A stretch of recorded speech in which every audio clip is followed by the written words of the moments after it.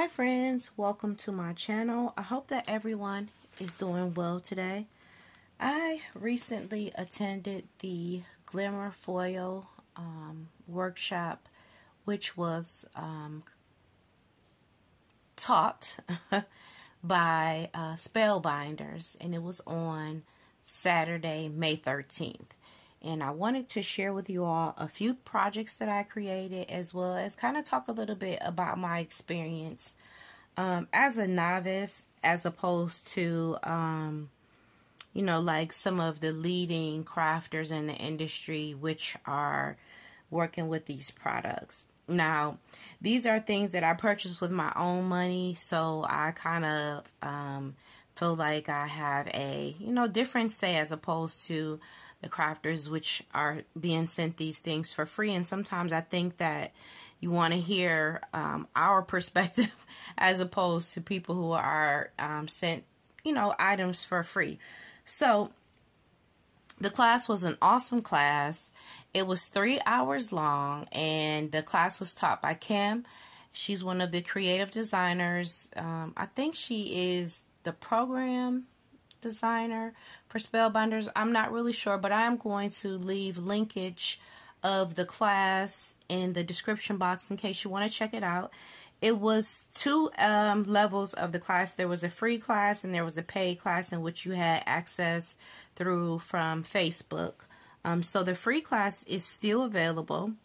Like I said, I had purchased the Glimmer Foil machine from Hobby Lobby. I got it at a great price, and I wanted to be able to play with it without breaking the bank. I mean, I know we as crafters, we get all these tools and we don't use them, and I didn't want that to be my case with this. I wanted to actually be able to utilize it, and then if I didn't utilize it, I wanted to be able to pass it along to someone who could and not feel like I wasted a lot of money in doing so. So I don't have a lot of supplies. I don't have a lot of plates. None of that. None of those things just yet. I wanted to make sure that I am fully able to use the machine, have a great understanding of its principles and properties before I got totally vested in it. Now, these are a couple plates that I have picked up on clearance at Hobby Lobby way before I even had the machine. Okay, like I said, I had picked up these two on clearance even before I had gotten the Glimmer Foil machine, because I do have a letterpress, and these have the ability to be used in the letterpress and not just hot foiled. So I picked these ones up on clearance with that premise in mind. And then over time I have added these few, well actually not over time, but through the last Spellbinder sale, I picked up these few sets that I used. So I just want to share with you all a few projects that I created, and yeah, we'll go from there.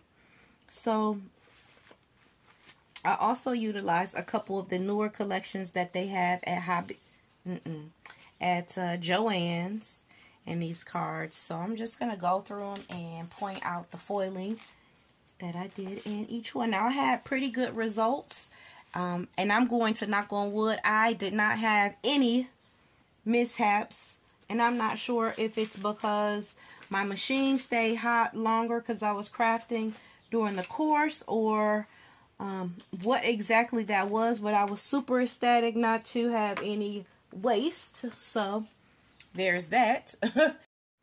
Okay, so let's go over the few cards that I created.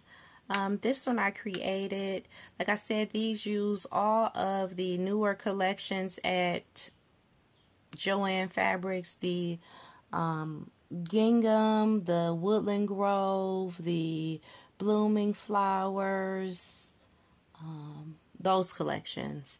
So here is this card, and it just says, "You're in my thoughts," and there is the foiling details there.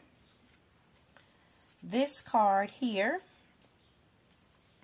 it says, "Something special for someone wonderful," and I pulled out my Martha Stewart punches to create the butterflies. I had some floral elements that I had previously cut. This is a die cut that I had in my stash. And then I just added some sequins clusters there. I did foiling there where it says something special for someone wonderful. And this panel is also foiled. Now this one I had a little bit of underfoiling, but like I said, it's a fully usable panel. And so I went ahead and used it. And that's the same thing with this one. I don't know, like I had a little underfoiling there, but like I said, it's not to the point where this would be discarded. I could cover that up or use that in some other way. So that's the second card. Here is the third card, and it just says, I hope this brightens your day. I have an ephemera piece here in which I just adorn with some diamond dots as well as there. And I just elongated the floral bouquet that she has and put some die cuts in the back as well as some store-bought flowers. So that's how that turned out. This card is another one in which I did foiling on just because. And these details here, these are Tim Holtz mini blooms. I think that's what they're called. That I had in my stash previously cut. I just adorned the ephemera bits with that. Made some really quick cards. And this is another one which I foiled and just added again some florals. I have still shots of these at the end in case you want to get a better look at those. And this is the last one, and just very subtle details. This is a really pretty and muted color palette. So it just says especially for you. I have it popped up, and then I just adorned the butterfly with a couple of diamond dots.